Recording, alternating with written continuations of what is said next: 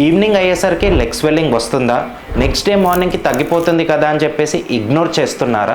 చాలామంది ఇలా ఫీల్ అవుతారు. రోజంతా నిలబడి పనిచేస్తున్నాం కదా, అందుకే స్వెల్లింగ్ వస్తుంది, ఇది నార్మలే కదా అని చెప్పేసి. కానీ ప్యాటర్న్ స్లోగా మారుతుంది. ఫస్ట్ ఈ స్వెల్లింగ్ ఈవినింగ్ మాత్రమే ఉంటుంది, కానీ కొన్ని రోజుల తర్వాత మార్నింగ్ కూడా కనిపిస్తూ ఉంటుంది.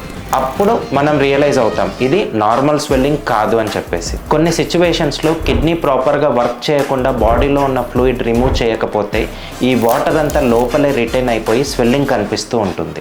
మీ లెగ్స్లో ఇలా జరుగుతుందా గమనించండి. సాక్స్ మార్క్స్ డీప్గా ఉంటున్నాయా, ఫింగర్తో ప్రెస్ చేస్తే డెంట్ ఎక్కువసేపు ఉండిపోతుందా, లేదా మార్నింగ్ లేవగానే కూడా ఇంకా స్వెల్లింగ్ ఉంటుందా? ఇవి ఉంటే మాత్రం ఇగ్నోర్ చేయకండి. రిపీటెడ్గా స్వెల్లింగ్ వస్తుంటే మాత్రం వెంటనే కిడ్నీ చెకప్ చేసుకోండి. ఎర్లీగా తెలిస్తే ఈజీగా మేనేజ్ చేయవచ్చు.